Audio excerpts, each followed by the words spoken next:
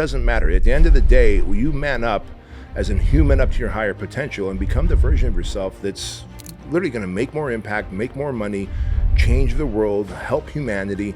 There's a version of all of us that exists in a higher form. But you got to man up, which means killing the 1.0 version. Bedros Keuilian is a best-selling author, business strategist, and founder of Fit Body Bootcamp, one of the world's fastest-growing fitness franchises. His high-impact coaching and leadership insights have empowered countless entrepreneurs to achieve success and mental toughness. And I looked her in the eye, and I remember, I get the chills thinking about it. I said, I promise you, we will not fail. Oftentimes people will ask me, well, how do you decide whether you're going to take equity in a company? My rule is this, three simple things. One, the answer is yes, I go to step 2. If the answer is yes, go to step 3. If the answer is yes to that, to all 3, then I make an investment and then we light that business on fire. Sweet. B, thanks for doing this, man. Yes, sir. Yeah, I'm really pumped. So, I've been following your content for a few years. So, yeah, really pumped to do this. But thank you for coming out, Tariq. Yeah, absolutely. Tarek, by the way. Tarek, I apologize. No, it's all good. I apologize. I think I did this at the scale day too. I may have slaughtered your name. I apologize. Yeah, everyone does it. Yeah. So I actually wanted to start out reading out a quick part from your book, which is incredible. So you said, everything changes when you man up. You go from wasting time on a daily basis to taking measurable steps and massive action on your destined path to success. You go from being an amateur to a pro, from a poser to the real deal. So whether you're a seasoned entrepreneur who's going through a rough patch, or a newcomer who's trying to figure out your way in the entrepreneurial world, or someone who just needs a kick in the ass for a change, this is the book that will finally help you break out of mediocrity, get singularly focused, and dominate in business and in life. Let's go. What does man up mean to you? It means manning up to your highest potential. Like, we all know we have a higher calling. There's a better version of us around the corner. I oftentimes will call it we typically live our lives as the 1.0 version. We're emotional, we're driven by our feelings, we overeat, overdrink, oversmoke, undersleep, underexercise. We all know what the 2.0 version looks like. There's this like conscience inside you that's like that voice that sounds just like you, but a lot more reasonable and a lot more intelligent, a lot more connected to your creator. And it's like, psst, here's how you should be operating. You should go to sleep now instead of being a dumbass and being awake all night, playing video games, watching television, pornography, alcohol, whatever. Manning up is saying, finally, that's it. I'm done. I'm turning pro. I'm going 2.0. I'm going 2.0 and dropping all the excuses, because we can come up with so many excuses. My parents, the economy, my spouse. I wasn't born in this country. I was born in this country. I'm black. I'm white. I'm Chinese. I'm rainbow colored. Transgender. It doesn't matter. At the end of the day, you man up as a human up to your higher potential and become the version of yourself that's literally going to make more impact, make more money, change the world, help humanity. There's a version of all of us that exists in a higher form. But you got to man up, which means killing the 1.0 version. And that's the scariest thing to do, is to kill all those vices, addictions, habits, and parting ways with friends and family who don't fit into your 2.0 plan. And that's what manning up is. Yeah, awesome, man. So, you've built your franchise brand, Fit Body Bootcamp. We're here in the headquarters, which is pretty awesome. You have a bunch of different companies. Give us a perspective of what's your portfolio look like these days in terms of all the different businesses you're invested in. You've got, TrueLean. Yeah. So it looks like the companies that I own wholly, like 100%, TrueLean Supplements, Fit Body Bootcamp, Domination Year Coaching Program, Legacy Tribe Coaching Program, The Project, and the Squire Program. Now, the Squire Program is something we have licensed now across the country. We've got 6 locations across the country. It's a father and son coaching program, like a 12-hour experience, right? Father and son experience, a rite of passage for boys. So those are all the companies that I wholly own. And then in my portfolio is a lot of crypto and a lot of real estate, both commercial real estate and residential real estate. And then I have equity in companies in the software industry. This brand, Fuel Hunt, it's an apparel line that's American made. And when I saw it, and I was a customer before I even bought equity into Few Will Hunt because their whole tagline is everybody wants to eat, but few will hunt, right? And it's like that line where everybody wants to be a gangster until it's time to do gangster shit. And so everybody wants to eat, but few will hunt. And I started buying their gear. And then when I would wear it on stages and stuff, they would send me a social media message and they go, hey man, you're selling more of our stuff when you wear it on stages and on your podcast. So we'd love to send you more. And I'm like, hey, let's get on the phone. I thought like they were an existing company that's been around for years. They'd only been around for like a year and a half. And so I was like, what do you guys have planned for this? Like, well, we want to go all American made. We want it to be for the people who hunt, like who hunt in life, like people who get after it in life. We don't care if you're liberal, conservative. We don't care if you're gay, white, black, straight. If you go after your dreams in life, if you hunt, if you will hunt is for you. I'm like, I want to buy equity. You guys need money? They're like, yes. So I bought in. There's a software company called Fit Pro Tracker that runs all the front desk system for Fit Body Bootcamp, as well as hundreds of other gyms worldwide that I have equity in, and a few other companies. Black Site Ranch, the ranch that you came out to, which is epic, and Operation Black Site, which is a 2-day experience that we run 6 times a month, where we teach entrepreneurs how to shoot, move, communicate, hand-to-hand combat. Literally taught by like Michael Chandler, UFC fighter, Tim Kennedy, Green Beret, Navy SEALs. And when we're having our lunch breaks and dinner breaks and breakfast breaks, we bring in top entrepreneurs worldwide to speak to the entrepreneurs who are there learning to become their own bodyguards. And I also have equity in other businesses that I necessarily can't talk about, just don't talk about because I don't share that. But there's about 8 other businesses that I have equity in, anywhere from 10% to as much as 50%. And oftentimes people will ask me, well, how do you decide whether you're going to take equity in a company? My rule is this, three simple things. 1, do I like the product? Would I use it, eat it, wear it? Like, do I use the product? If the answer is yes, I go to step 2. Do I like the owners, the founders that I'm about to get married to, right? If the answer is yes, go to step 3. Do I have the audience or the email list or the social influence to throw gasoline on the fire, to really increase sales? If the answer is yes to that, to all 3, then I make an investment and then we light that business on fire. That's incredible. So it's, to say you've been successful as an entrepreneur would really be an understatement. But I remember, back in the day before I opened my first franchise, I had a graveyard of 9 failed businesses. And I would look up to people that, like you, that have built, epic empire, right?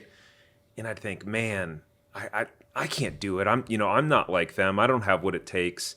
And I think what's awesome about your content is sharing the dark stuff, right? The relatable stuff where, I can see myself in you. What's been through all the businesses, what's been your scariest moment as an entrepreneur? Well, I'm gonna tell you, I've had a lot of failed businesses. One of my first businesses that I started was TotalMuscle.com back in 1997. When the interwebs were so new, there was no Google, no social media. It cost me maxed out 2 or 3 credit cards that I had in my early 20s just to create the website, bro. And then I would buy supplements and all different brands of supplements. It wasn't even my own supplement line. It was just different brands of supplements. And the whole pitch was, instead of going to a store where they're going to charge you more, I ship out of a warehouse. And so we're not on a storefront. And the warehouse was my spare bedroom and my 2-bedroom apartment. And TotalMuscle.com failed because there was no way to market. And so I would literally send out 250 emails every night by going on AOL.com with those free discs that you get 1,500 hours of internet access. And I would get on AOL.com through dial-up, and I would search. Back then you can search profiles of AOL users, America Online users, and if I would search weightlifting, fitness, working out. And so if weightlifting, fitness, working out was in your profile, your name would come up. I'd hit the email button and I'd cut and paste an email. Hey man, if you work out like I do, you want great supplements at a discounted price, check out TotalMuscle.com. And you were doing this all on your own? Every night. Manual? Yeah, manual. There was no email marketing platforms back then. I just had this thing the internet's going to pop off one day and I'm going to be on the forefront of it. So our team have looked into a few hundred franchises and put together a list of 5 low-cost franchises that all make $1 million or more and that have a proven track record of both happy and profitable franchisees. So if you have a net worth of at least $150,000 and you want to see if the territory that you want is still available for any of these franchises, then you can go to franchiseempire.com/check territory. All right, let's get back to the episode. And there's a good lesson there, being too early to market or in an industry where you actually, the platform or the industry is not trusted yet. The internet was like, remember, the .com bubble hadn't even burst yet. People were like, I ain't going to trust the internet. So that miserably failed. And I got kicked out of my apartment because I used the last of my rent money to buy another supply of supplements. And people are like, why would you buy supplements if it wasn't selling? Well, supplements expire. And when they expire, you can't sell the goddamn thing. And so you got to throw them away, right? And so I'm throwing away supplements more than I'm selling. And so I'm like, okay, this time around, if I just send out 400 emails a night, and every now and again I'd get a sale, but not enough to move enough supplements. So I was like, all right, if I just double up on my email marketing, and I'm talking like 400 individual emails a night. Like I was falling asleep at 2 a.m, hitting send.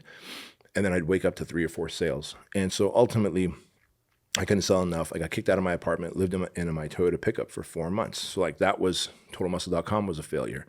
After that, I created a platform in the early 2000s, 2001, called High Tech Trainer. It was, again, online personal training that you would download to a PDA, Palm Pilot. This is before the iPhone, before the Android. iPhone and Android came out 2006, 2007, 2008. So 2002, 3, I'm making this thing, and not enough people had Palm Pilots. And so we were just struggling to get hightechtrainer.com to work, leveraged, again, credit cards, got business partners. How much money do you think you had invested into it?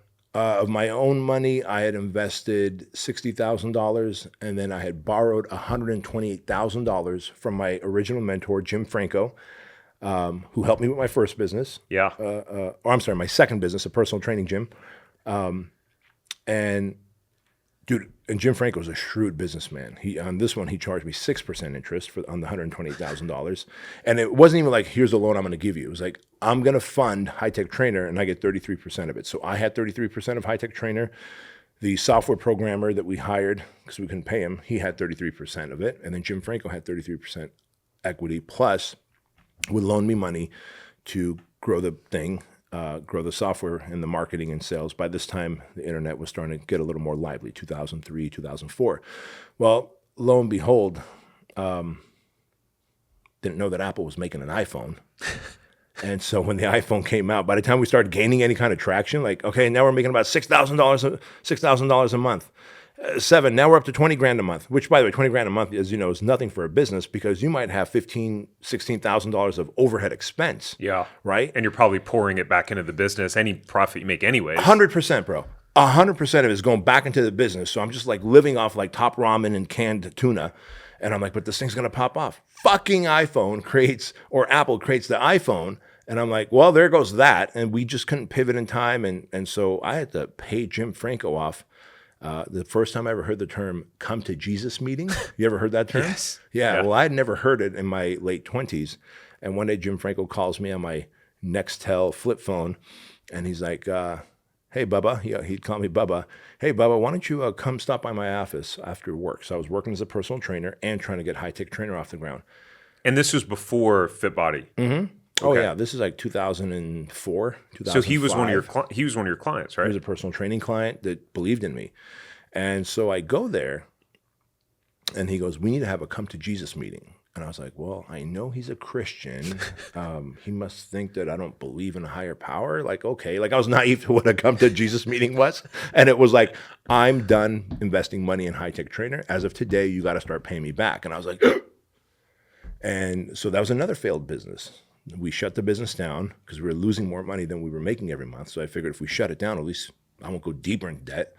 And I started working my nuts off to pay him back. And I was able to pay him back through the gyms that he invested in with me, the personal training gyms. And so, but I had 2 major failures right there, both totalmuscle.com, hightechtrainer.com. So anyone that goes into business and doesn't have failures, I don't believe I don't believe that they're even successful until you have those failures. It's just you have to have those battle scars in business to be able to learn lessons that you couldn't learn anywhere. There's no university that teaches you lessons that you're going to learn from failed business. You know that. Yeah.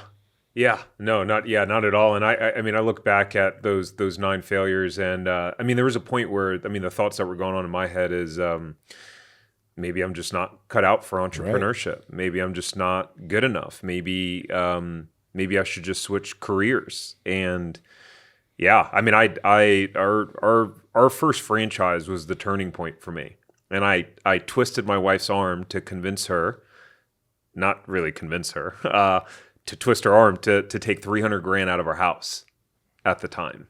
That's scary. That's really scary. Yeah. And when it came right before signing the franchise agreement, this was back in 2015. She's like, I don't want to do it. I don't want to do it.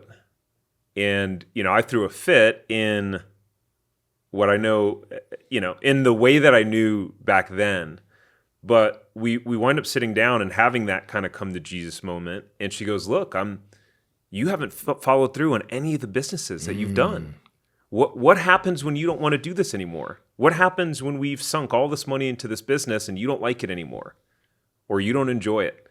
And I looked her in the eye, and I remember, I get the chills thinking about it. I said, I promise you, we will not fail. We will succeed. And I had no idea how I was actually going to make that happen. But you made I was going to do whatever it took. Yeah. I was staking my marriage on it, Yeah. So, But sometimes that's what you need to do. You need to put something so high at risk that you were like, only death can stop me from executing.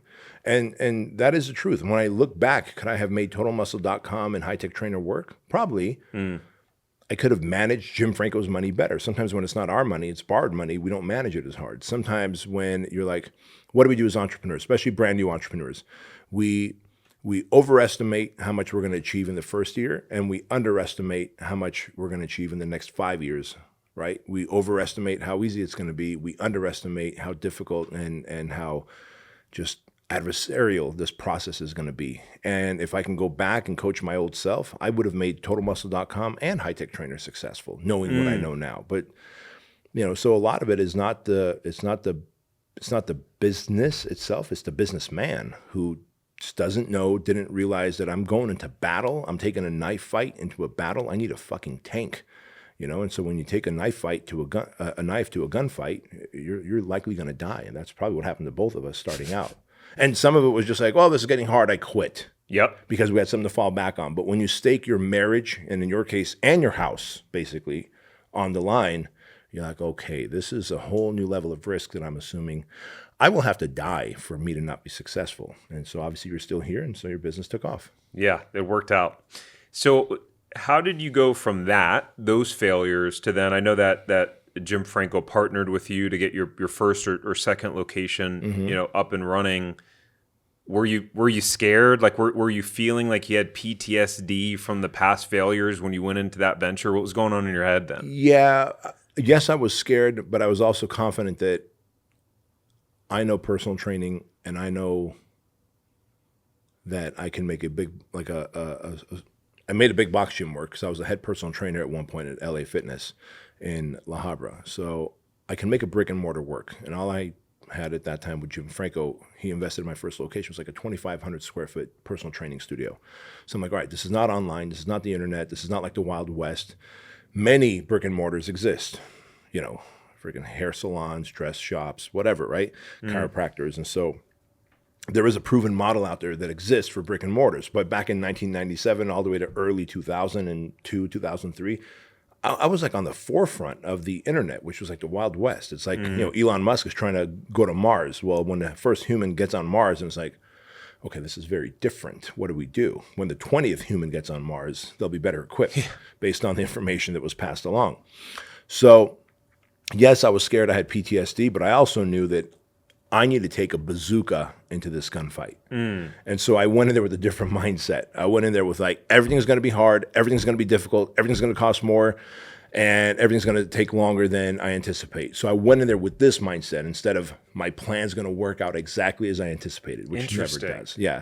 So the mindset you enter the battle with is very, very important.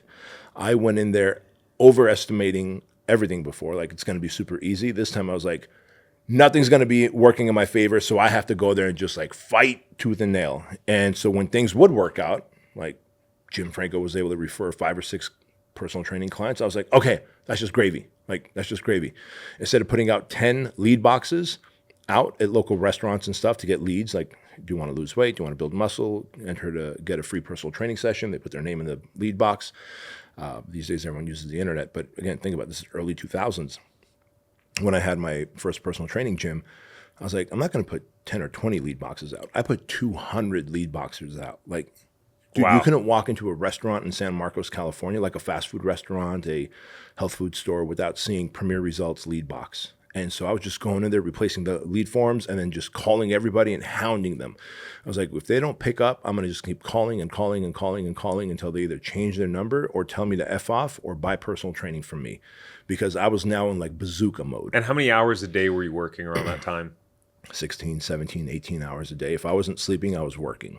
And I had like 2 other personal trainers in there who were working. And I told them that they would get 30% commission of the money that comes in from the personal training clients that they were serving. Because I couldn't even pay them hourly at the time. I didn't have the money. Like, Oh, wow. All the money went to building out the gym and then the marketing strategy, which was make lead boxes and get every single business owner to come and work out for free. And if I can get them in shape, then people go, hey, you lost weight. Oh my gosh, how did you do it? Oh, I work out at Premier Results there, right? And so my job was just to lead, drive leads, make sales, drive leads, make sales. And then 2 personal trainers became 3 and 4, 4 and 5, 6 and 7, et cetera. And before you know it, I had like 10, 11 personal trainers in one gym. I was like, all right, I can open up a second location. But going into that third business, again, with Jim Franco, but this time with a new mindset and new lessons. Yeah. New lessons. And in my defense, like, the internet was the Wild West. There was no like, okay, who do I model? Even Amazon was trying to figure it out. So it wasn't Yeah. like, let me model Jeff Bezos and see what I can do with Total Muscle. Like, there was nothing to model. Whereas I can go to the local chiropractor who's kicking butt and go like, hey, what's your best referral generation strategy? And he goes, oh, it's this. I'm like, oh, I can use that in personal training. Hey, what do you put on your lead boxes? Oh, I put this. Great. I can put that on my personal training lead boxes. I had something to model. So, which really speaks to success leaves clues. Like, if you're going to get into an industry first by working for someone who is successful, see the clues that they've left, and then break off and then go and start your own thing, where at least now you have some idea of, I know what to do. There's a greater chance of success than failure. Yeah, it's interesting because it sounds like one of the reasons why you wind up succeeding was because of that blueprint, that model to model, right? And that was similar for me with using the franchise, right? At that time, it was like, it wasn't all on me. And the times where I would get stuck, overwhelmed, give up, I could call the franchisor. Yeah. And then, hey, I need help, and they would help. Yeah. And that was really huge. I mean, that was big. Now, obviously, you have built a large part of your portfolio success impacting other people through building a franchise business. It's interesting because some of the comments that we'll see online, people will go, franchising isn't a real business. That's not a real business. What do you say to people who say that franchising is not a real business? Look, I can see both ways of it. In fact, Seth Godin, you know who Seth Godin is, right? By the way, I just heard the other day, for 12 years, he has been putting up a blog post every single day for 12 years, never missing a day. Like, that in itself is a feat. But Seth Godin, so I subscribe to his blog, and he's a marketing genius. Yep. A bit of a savant. Maybe he's somewhere on the spectrum as well. I don't know. I've never met him in person. He had like the Purple Elephant book or something Yeah, like that, right? yeah, exactly. And I think he's like titled like 20 some odd books, man, like 15 of them becoming New York Times bestsellers. But anyway, I subscribed to his emails, and this was like 8 years ago. I see an email in my inbox from Seth Godin. It's one of his broadcasts that he sends out, and he says, why franchising is not a real business. And he's talking about people that open up a franchise location, right? Like the Subway store location owner, the Jiffy Lube owner, in my case, the Fit Body Bootcamp location owner, right? And I was like, well, that's interesting. I beg to differ.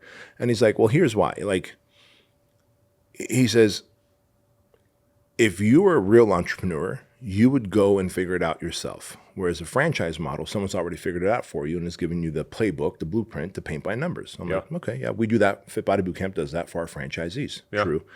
He goes, plus, if you're an entrepreneur and you do it yourself, when something goes wrong, you got no one to call. You got to figure it out. FIO, figure it out yourself.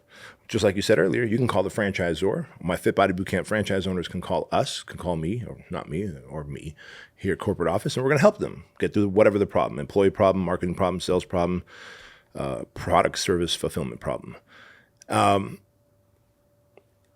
so as I'm reading that, and he's like, so basically, if you're a franchisee, you pretty much own a job, which is better than having a job, I suppose, is what he's saying. And I'm like, well, okay, I guess you have a point, but what about the guy or gal that owns 5 Fit Body Bootcamp, 8 Fit Body Bootcamp, 10 Fit Body Bootcamp locations, right? Like, we have those franchisees. They are not running the day-to-day. They're not in the trenches. They are overseeing facility leaders. They're overseeing their coaches. They're overseeing marketing for 5, 8, 10 locations.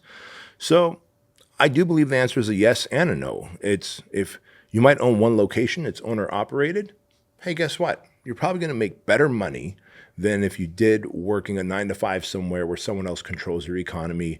You're working a job that you don't necessarily have passion for, and you're helping build someone else's business, and you don't know if they can get bought out, and then all of a sudden you're, sorry, man, here's a pink slip, your position is no longer available. And you're like, whoa, but my bill still exists. Which is part of what's happening right now with AI and the economy. Exactly. All over the world, we're seeing that happen. So at least if I own my own Subway sandwich, Fit Body Bootcamp location, whatever, I control my own economy. And to me, okay, great. I'll take owning a job over having a job. But if I'm really ambitious and I really want to focus on scaling my personal income, I can have multiple locations and be a true entrepreneur, because I might take, this part of Southern California and buy out, 15, 20 locations. It's called the territory, right? And then have a deal. We have plenty of MOAs, multi-outlet agreements with franchisees that, over the next 5 years, I'm going to open 12 Fit Body Bootcamp locations. Like, those are legit entrepreneurs, man. Like, they are doing like legit stuff. In fact, there are 6 Burger King franchise owners that have turned their franchise into a publicly traded company. So they have so many Burger King locations, a franchisee, that they went and became public. Right? Interesting. So, so not the franchisor. Obviously, the Burger King, the franchise brand is public, but also like this conglomerate that owns 200 Burger King locations, like they went public. This one that owns 150 went public. So that's like legit business. Oh yeah. So and there's a ton of private equity companies that that invest into them as well. They invest into them. They buy them out and consolidate them. Like, absolutely. So it can be a, hey, you own a job. And it could also be you're a legit entrepreneur scaling multiple locations, but you have a franchisor who is constantly helping you refine systems and is a backstop for any problems that you might encounter. Yeah. Now, one of the things, kind of unpacking the person who winds up maybe buying themselves a job, running one operation, kind of getting stuck in the day-to-day, to someone who's scaling, right, an empire. One of the things that I find really interesting about your message, it's so much deeper than business, right? It's around impact, legacy, and self-mastery, right? Self-mastery, yeah. Purpose and meaning. How about that? Like, so many of us, we turn into adults and all of that. You ask a little kid, what do you want to do, little boy or girl? Like, oh, I want to be a veterinarian. I want to be an astronaut. I want to be a firefighter. I want to be a whatever. And then all of a sudden we go and become accountants and bookkeepers and whatever. And it's like, oh, man. Oh, yeah. Just in the rat race. And that's what we call it. We call it, hey, and then we go, hey, man, how's it going? Hanging in there. It's like, hanging in where? Like, if I have to give the hanging in there answer, like when someone says I'm hanging in there, it's like, wow, just picture them like on a cliff, sad and depressed, hanging, like bloody fingernails. Like, they're even contemplating, it might be a better life if I just let go instead of just hanging in here. Like, I don't want to live a life where I'm hanging in there, And so I would rather own my own job and work 24/7 than have a job and work 9 to 5 for someone who doesn't respect me, value me, and I don't know if I have a job tomorrow or not. So who does someone need to become? Like, if I own one location of a business and I go, I want to build something that Bedros has. I want to build this empire, this portfolio of businesses. What needs to happen to go from here to here? That's a good question. And so I get that question often, like, Who does someone need to become to be able to build an empire, to be able to lead teams, to be able to have big vision? It's not necessarily what you have to add to yourself. It's really what you need to take away, right? When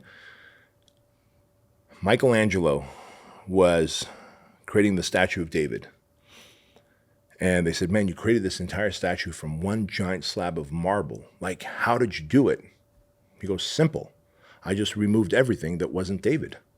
Right? So with his hammer and chisel, he removed every piece of, granite or marble, whatever it was, that wasn't David. And what was left was David. Oftentimes what we need to do, and we talked about this earlier on your show, we have to kill the version of us that is not a great leader. So the version of us that is not a great communicator. The version of us that is afraid of confrontation, the version of us that is afraid of failing. We have to kill the version of us that wants to stay up and watch TV all night. We have to kill the version of us that doesn't want to work out, because look at you, man, you're jacked, and you're jacked. Every entrepreneur needs to be jacked physically, mentally, emotionally. And the reason is it is a tough road being an entrepreneur.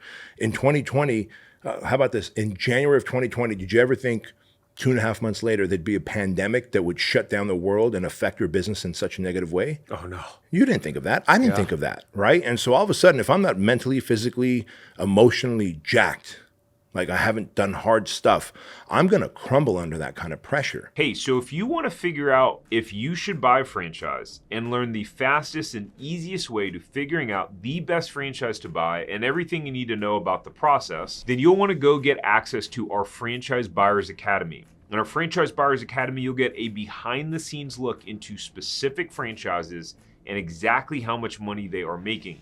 You'll get simple formulas for finding money-making franchises and a blueprint on how to scale them into a franchise empire that can be sold for a lot of money later on. You'll be able to finally answer the question on, should I buy a franchise? Now you can get access at franchiseempire.com/FBA. Now let's get back to the episode.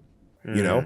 And so, like, you have to kill versions of yourself that regular people are allowed to have, that you and I as entrepreneurs can't have. These civilian habits, behaviors, belief systems have to die for you. Then what's left is a visionary who's a great communicator, who can lead his or her team and can execute on a timeline without, I'm not going to say without fear, but with limited fear, because there's always some level of fear when you're taking a risk, investing money. We're now looking to grow into UK and Australia with Fit Body Bootcamp. Like, there's a part of me that's like, I wonder if we're going to be accepted well in these different countries, right?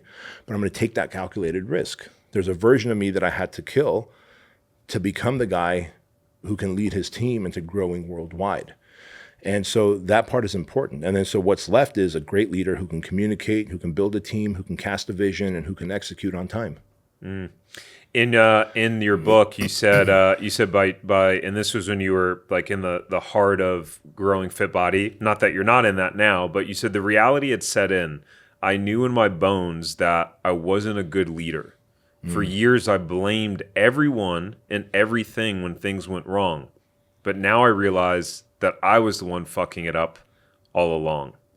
How did you come to that realization, and then how do you turn things around from there?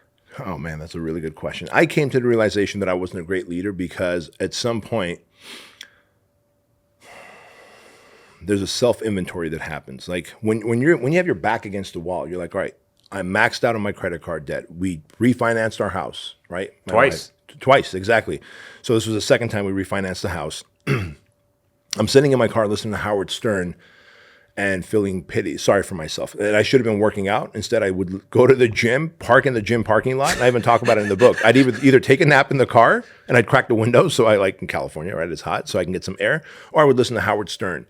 And it was right around that time I remember like being in my car thinking like, all right, is it a coincidence that like everything around me is going wrong and everything around me that's going wrong has one thing in common, me, right? Like I don't like my employees. I don't like my business partner. The marketing system that I deployed, that I had my team deploy is not working. The sales process that I had my team deploy is not working. The franchisees that I brought on, I'm now having conflicts with. The spouse that I chose, I'm now butting heads with. The dog and cat that I purchased, that I got, that I rescued, won't even come to me when I come inside the house because like I'm giving up this like angry, toxic, like bad energy. Like even the dog and cat were like, fuck this, I'm out of here. Like we're about to get kicked, right? Like, like the proverbial, like, hey, going around, don't go around kicking your dog. Like they knew like they were going to get kicked. Now I would never harm a dog or a cat. But I was just like, so I realized like either the dog, the cat, the wife, the franchisees, the employees, the business partner, the marketing team, the sales team, either all these people have colluded behind my back to make me seem crazy, or maybe I'm the problem. And I was like, oh my God, I am the problem. And when you accept that responsibility, and there was a particular Howard Stern episode where Howard Stern was interviewing Howard Wosden. Howard Wosden in the 1990s during that Black Hawk Down time in Mogadishu. Howard Wosden was a Navy SEAL. He wrote a book called Memoirs of a Navy SEAL Sniper. So Howard Stern is interviewing Howard Wosden about his book, and I'm in my car listening. And I do remember that Howard Wosden kind of teed up the fact subconsciously for me that I may be the problem, right? He goes, as a Navy SEAL, he goes, it's our job to have a good, better, best option. In other words, we're going to get the mission accomplished. We're going to kill the bad guy. As a sniper, I'm killing the bad guy.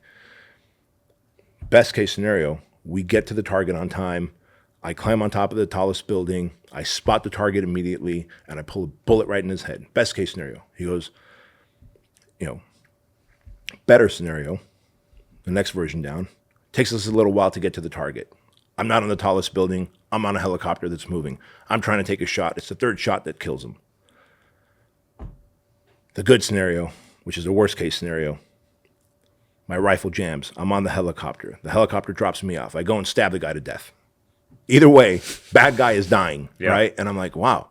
He goes, that is like leadership at its highest level. Like, you have a mission to accomplish, and it all starts and stops with you. He goes, I can't go back to my command and go, sorry, I wasn't able to kill the bad guy because poor weather or my rifle jammed or I couldn't shoot off a helicopter. Like, that's my mission, and I have to accomplish it. And I was like, oh my God. He would never go back and say, blame the weather, the helicopter, the building, the target kept moving around, zigging and zagging, so I couldn't really get my sight on him. He's going to stab the guy to death with his fucking claws if he needs to, right? I'm like, all right, I think I'm the problem. I want everything to be perfect. I need a perfect spouse. I need perfect sales process. I need perfect marketing. I need perfect team. I need a perfect business partner. And that's not the case. And so I realized, when was the last time that I've set my expectations to my business partner, to my team, to my marketing agency that I was using? I hadn't set expectations. I hadn't showed them what winning looks like. I had no KPIs, key performance indicators, yet I would get mad and passive aggressive with them, and then all of a sudden blow up passive aggressively at these people. And they'd be like, whoa, 1 minute we were fine, but we weren't, because for months before I'd been stewing, and then boom, I'd blow up, right? Like, that's bad leadership. I wouldn't communicate my thoughts and feelings, and I would expect them to somehow telepathically know what I'm thinking. And then when they didn't, I would explode at them. And then now there's like a tense relationship in our office. And so that was the 1.0 version of me as a leader. The moment I was like, it's all on me. If I have to kill the target, it's all on me. How am I going to do it? And when I realized that, everything changed. And how do you go about doing that, though? Like, tactically, someone goes, well, I get it. I have the desire to get from here and there, but I can't seem to get out of my own way. For that person who's stuck and they're feeling like, I can see it, but I just can't move. What have you done in those moments where you felt stuck or kind of paralyzed that have helped you? So we're never really stuck. We just have a lack of commitment. We haven't fully committed yet. And you're a great example of that. Like 9 businesses you failed at or didn't succeed at, and your wife calls you out on it. Like, dude, you're pulling $300,000 on the house 9 times when you lost interest and didn't feel like it. What makes this time any different? And basically, in no other terms, you were like, I'm going to commit. Like, I'm betting our marriage on it, is what you said. But basically, that's code for I'm finally going to commit to this. Like, hell or high water, I'm doing it. So we're never really stuck. It's just a lack of commitment on our part. And so once we have commitment, we can figure anything out, because how do you eat an elephant? One bite at a time. So if it's like, all right, I need to be a better leader, then you start doing research. What does a good leader consist of? Well, good leader probably has vision. of what he wants the outcome to look like. All right, great. I need to cast a vision. Should it be a 10-year vision, 20-year vision? Start doing a little Google search. Oh, I see. 12 months, 3 years, 5 years. That's EOS, Entrepreneurial Operating System, from the book Traction by Gino Wickman. 12-month goal, 3-year goal, 5-year goal. Let me cast a vision for each one of those. I don't need a 10-year goal. In 10 years, the internet might be very different. We might have a chip planted in our head, but everyone plants a 10-year goal, 20-year goal because it's so far enough out, I don't have to think about it. In 20 years, I'm going to be a billionaire. And you're like, wow, Bedros, I'm impressed by you. Well, what am I doing today on a day-to-day to get there? But if I have a 12-month, 36-month, and then a 5-year goal. So if the goal is leadership, I'm going to deconstruct the steps of leadership.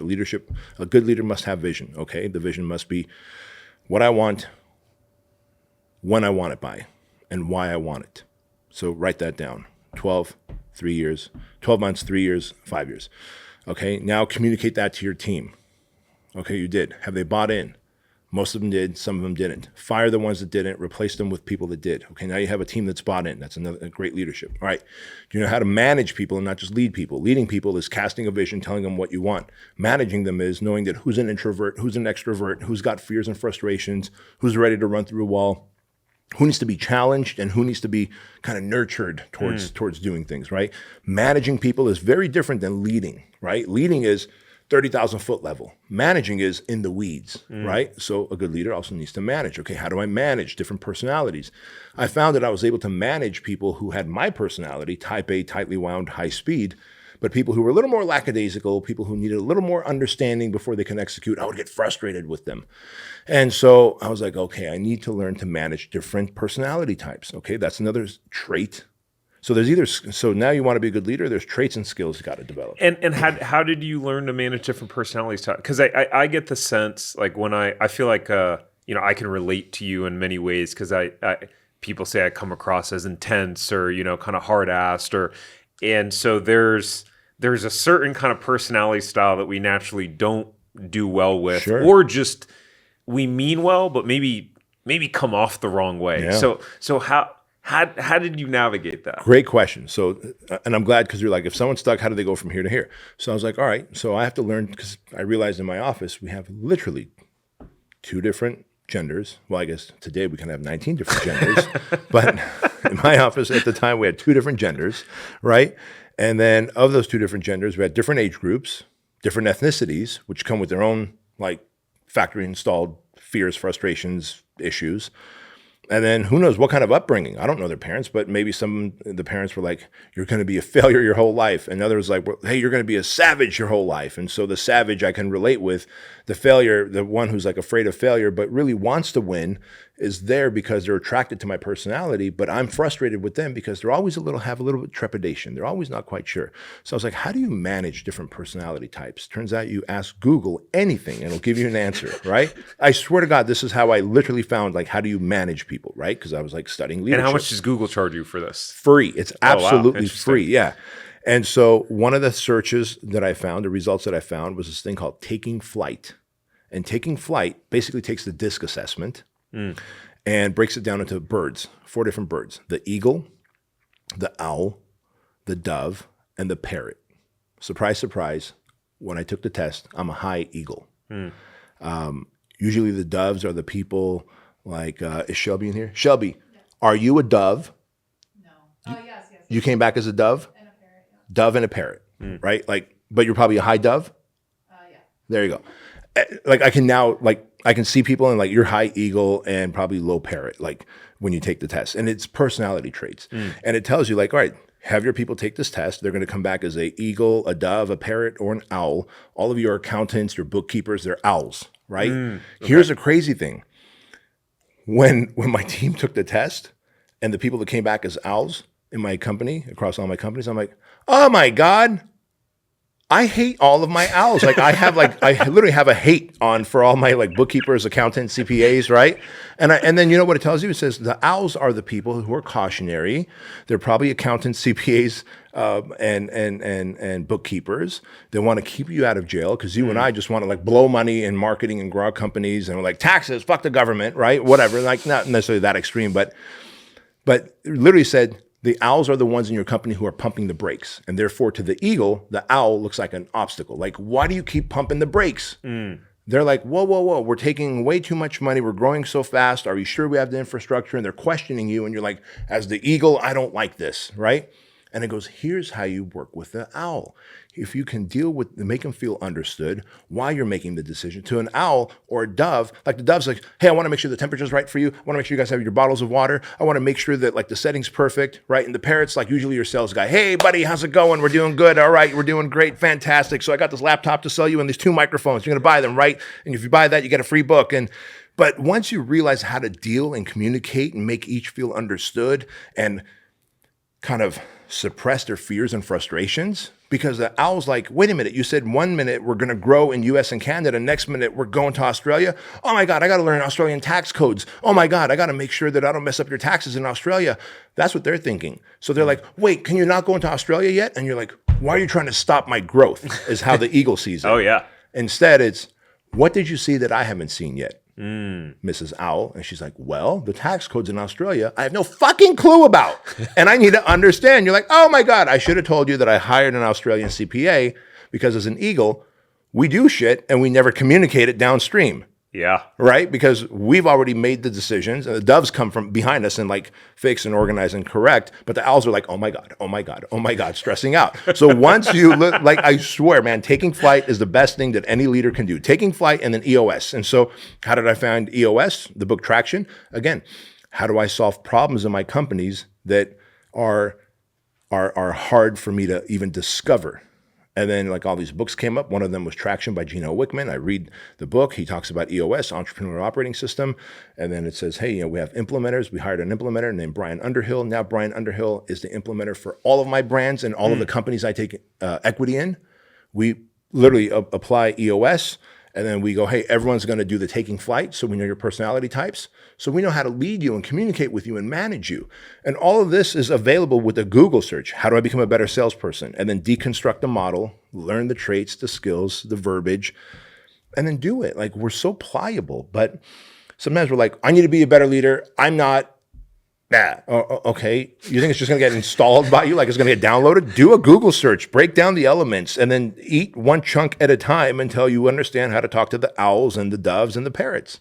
Because I love eagles. I get along with eagles. Yeah. But if I hire an office full of eagles, we're all going to jail. Yeah, we're screwed. Right. Yeah. It's interesting because I think it was around a year or so ago, and I was reading this, and I read that part about the whole leadership thing and not being clear and communicating and realizing the problem was me. And I had that moment where I was like, oh shit, that's me. Yeah.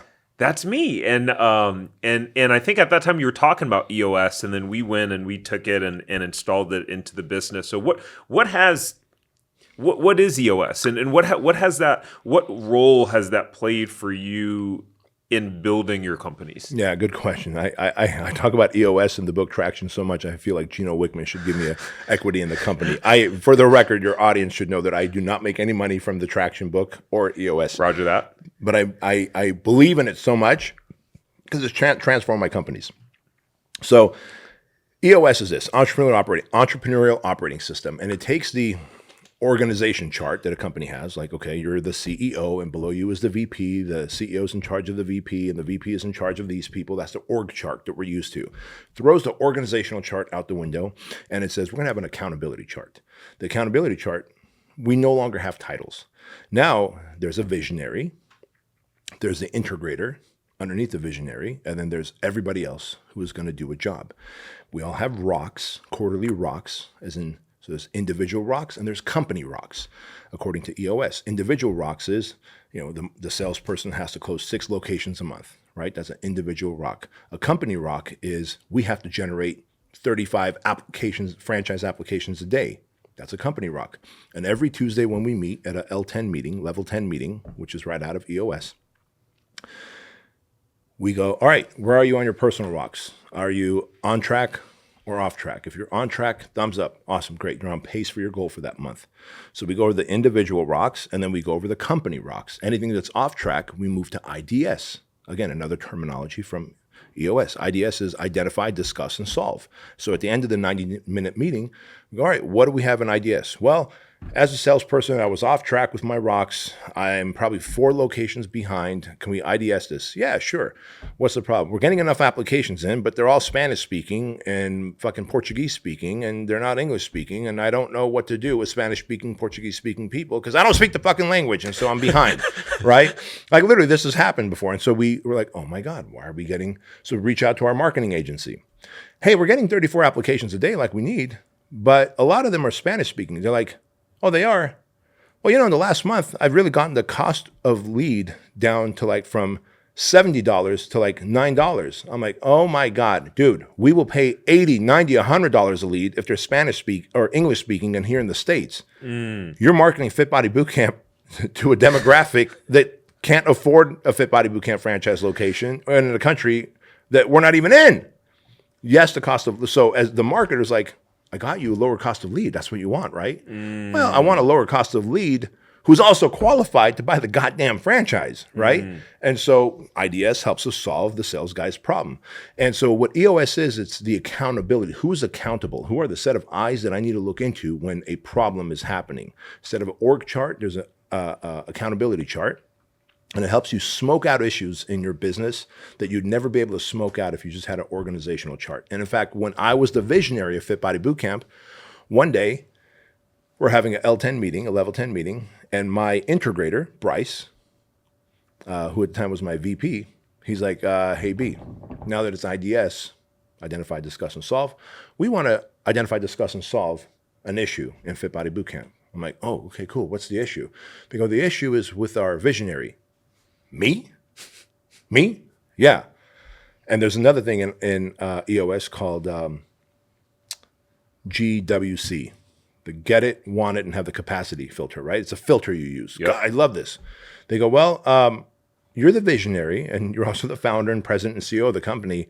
So this is weird for us to tee up, but we don't think you have, we think you have the G. You get what the visionary role is. You have the G. That's a yes. We think you want that visionary role. That's a yes.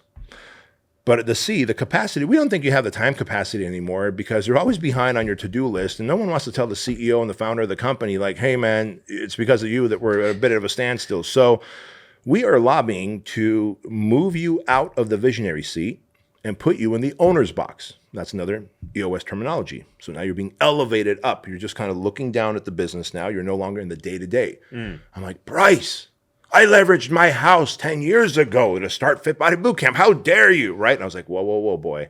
Take it easy, fella. Had to have that conversation with the 1.0 self because I instantly went 1.0. Like, how dare you say And that was your immediate reaction to the yeah, meeting. I went from 2.0 to 1.0, bro. I was like, whoa, boy, easy. like the self-talk was like, dude, don't lose it. Like, these are your friends. Like, they look out for your business. Because as you know, in EOS, I feel like this is a whole pitch for fucking Gino's book. But as you know, this is really how it works, man. As you know, in EOS, like all of us lose our title when we come into an L10 meeting and we have to do what's best for the business. That's it. We look out for the business and not the individual. And so they're like, well, you have the G, you get it, you want it, but you don't have the capacity.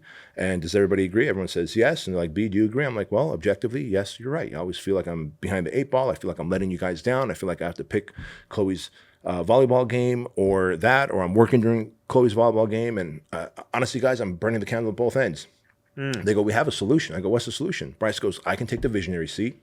You can go up into the owner's box. I go, well, who's going to be your integrator? And then Brittany raises her hand. She goes, we've already worked through this, coach. Oh, wow. Like, it's been 3 years now. Bryce is the CEO and visionary. Brittany's the integrator. And have things got better or worse? Bro, way better than when I was running the company. I literally walk into Bryce's office every single day. When I walk by his office, I just crack his glass door open. I'm like, hey, you're a better leader, better visionary, better CEO. And I just walk away, right? He is. I was a better founder, but I can't lead and manage a team anymore. It's too big. The franchise is too big. It's not as exciting for me anymore. But I've got the right guy in the right seat. And EOS was able to help us smoke that out. Wow. And you know what? As I'm hearing you say this, that had to be a bittersweet moment in the sense that, like John Maxwell talks about, leaders create other leaders. Yes. And so in a sense, although it probably sucked at that time, How cool does that feel to have recruited and had leaders on your team that felt comfortable enough to have that conversation and come to you? Have you thought about it from that perspective? Bro, literally that night, I'm talking to my wife about it. I'm like, you're not going to believe this. She goes, how awesome is that of Bryce? And I was like, oh, yeah. Because it was my ego. It's the Eagles' ego that's hurt, right? Yeah. Like, how dare they talk to me this way? And I could do, and sure, I could do it if I avoid going to Chloe's volleyball game and if I avoid working out. And yes, but at what capacity? I'm not going to lower the quality of my life just to be able to do my job. But I was like, I could do this. And it's not a lack of like, could I do it or not? It's that I didn't have the capacity to do that and also be a family man.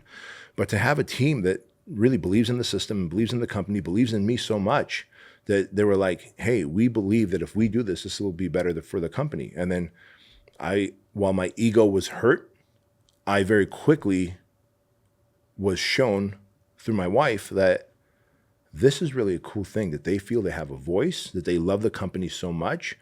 I've had jobs before, even at Disneyland, where I was like, I know what the better answer is, but I'm not going to bring it up. Like, we all have a problem. The manager's like, man, I don't know how to solve this problem. I knew the answer, but I didn't feel safe bringing up the answer to my manager because I didn't want to look dumb in front of her or the rest of my cast members, the employees. And so I just kept my mouth shut. And I'm like, what a blessing that Bryce and the team took the time. It wasn't like a coup, right? Yeah. They did exactly what EOS calls for. Do we have a problem? Yes, we do. Is it repeating itself week after week? Yes, it is. Who is the problem? The visionary. We don't call him the CEO, the visionary, the guy just sitting in this accountability chart. What is the problem? Well, let's put him through the GWC filter. We take all emotions out, but I love Bedros. I love him too, but he ain't got the capacity because it's either a hell yes or a hell no, and he ain't got the capacity to do it anymore. And so, man, it was such a good feeling to know that I created a leader. Now that leader has created like 7 other leaders in this company. One of those leaders that he created is now the VP of my supplement company, TrueLean. Wow. Like, And those wellness shots are epic, by the way. Aren't they that game changer? Yeah, it's up there with oregano oil because oregano oil is pretty impressive. But yeah, those things are amazing. Like it legit works. Yeah, it does. It legit works. It does. We can't officially make the claim that like, hey, it will fix you if you have a cold or a flu, because we can't do that. Where the FDA will slap us in the mouth. But I can't tell you how many messages we get per day. Like, I was feeling the cold or the flu coming on, and I took the wellness shots, and I don't know what happened, but I feel better. Yeah, I can attest to that. Right? And same here. I meet so many people, shake so many hands, speak at so many events. And when I'm traveling, I take 2 wellness shots a day instead of 1, just to reinforce my immune system. And with low sleep, because when I'm speaking on stage, I get little sleep, shaking hands and hugging people. I just seem to not get sick. But I'll, there it is. But anyways, but the fact that a leader created more leaders in this organization, like, I'm so grateful for the team that I've like helped develop, and now the team just now tells me what our next big move is, and I'm like, okay, let's do it. You know what I mean? Yeah, that's awesome. Yeah, because I trust them so much. They have a better pulse on the businesses than I do. Yeah, I want to unpack fear before we wrap up. Yeah. So today, something interesting had happened. There's a domain, and I own, my goodness, so many domains. But there's a domain out there that is in line with what I think a book that I'm going to write and some bigger things. And I had been negotiating back and forth and negotiated the price of $4,000. GoDaddy charges a 20% commission, so $4,800. And for 11 days, I procrastinated and fend off the guy from GoDaddy because I was terrified to make that purchase. And at the end of the day, with where our business is at, $5,000 is not going to make or break us, right? But it was just, for some reason, it felt so scary to press that button. This morning we did it, so exciting. But what's a decision that you've recently had to make that terrified you? And like, does it, like, I guess let me reframe a little bit. I thought that at a certain point the fear goes away, right? And I realized in this decision, like, oh snap, it's still there. Still there. So how does that show up for you, and what's a recent example of that showing up, and how you dealt with it? I'm going to tell you exactly. But what I'm laughing at is what you experienced, because you're like, it's crazy that I fended off the guy from GoDaddy for 11 days for $4,800 for $5,000, because you're like, we make the money. It's not going to make or break me. If it was like 50 G's, it's like, okay, let me meditate on this, pray on this, do a sound bowl, hug a tree, talk to my spouse, talk to a few advisors. But it's like $4,000, $5,000, right? Yeah. But what it is, it's the old 1.0 version of us who still lives within us, right? That old 1.0 version of us still lives within us. The person is like, I remember when my dad had to make a decision. Do we pay the gas bill or the electric bill? Because we couldn't pay both bills. So till this day, bro, I walk around my house turning lights off. Because my dad would, I'd be as a little boy, I'd be in our apartment that we were renting, taking a piss. And the door, as the little boys don't give a shit, just doors cracked open and I had the light on. A hand would come in as I'm taking a piss. I'd see a hand come in and boop, turn the light off. I'm taking a piss in the dark. And I'm like, Dad, in Armenian, Dad, I'm in here. He's like, you can pee in the dark. I'm like, oh, okay, right?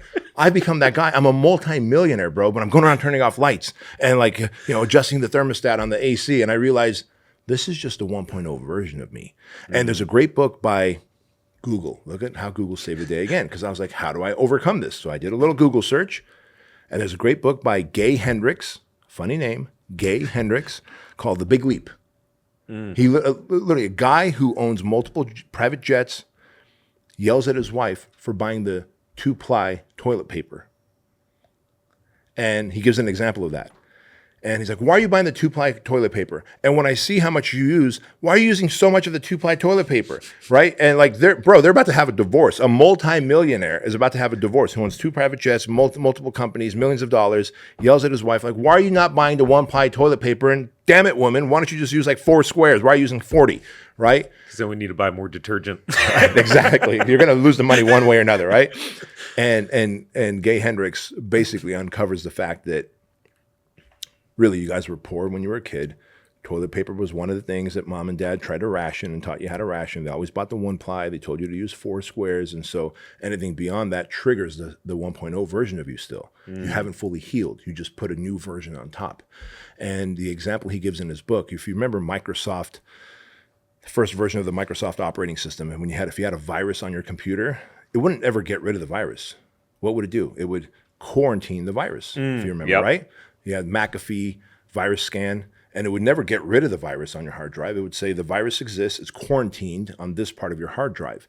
And so the old version of us is always quarantined in ourselves. The fearful, the anxiety prone, the person who's afraid of judgment is always quarantined with us. And certain things might happen that will trigger that person to react and respond in a way that's incongruent.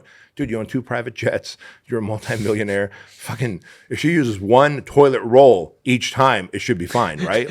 Logically, it makes sense. So that's what happened to you, just so you know. Why were you putting off this thing for 5 days? It's because the 1.0 version of you was like scared about it, a little anxious about it, but logically, I could afford this. So when did I experience that? Remember, I come from a family that moved here from the Soviet Union, right? We lived in Section 8 housing. One of the mottos that my dad kept repeating over and over again, we lived in apartment complexes that were destitute. He would always say, we run out of money before we run out of month. That's always been ingrained in me. So I just told you before the cameras went live, I told you that my Ram TRX got stolen last week from in front of the Four Seasons in Las Vegas. Now, it's a $106,000 truck. On top of that, I put $30,000 in modifications, both aesthetics but mostly horsepower and torque, because 702 horsepower is not enough. You got to bring it up to 1,000 horsepower. Just round it up to 1,000 horsepower on a truck, right? It's like a death machine, but it's so beautiful. It got stolen.